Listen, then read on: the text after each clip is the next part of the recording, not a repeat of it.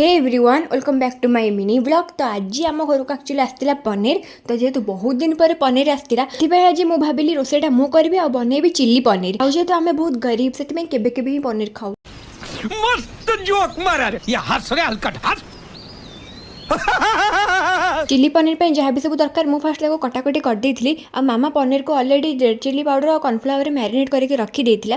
तापर मु एपटे पनीरटा को छाणी देथिली। आ छाणी देला परे मु सेथिरे गोटे आनी खाईदेली। आई नो एमती खाइबाटा भलो न मते मामा मना करथिला बट मु एमती खाईदे और खाइला टाइम पार्टी पूरा फोटका गला कहीं बहुत जोर से गरम थिला। देन मोर एपटे चिल्ली पनीर भी रेडी हो जाइथिला।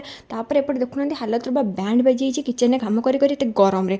देन एपटे मोर लंच करने को पळै आस्थिला। लंच आज पूरा सब भेज ही थिला। तो एपटे थिला पापड़ आ चिल्ली पनीर सालाड भात डाली देखो सब उल्टा उल्टा ही कहूचे।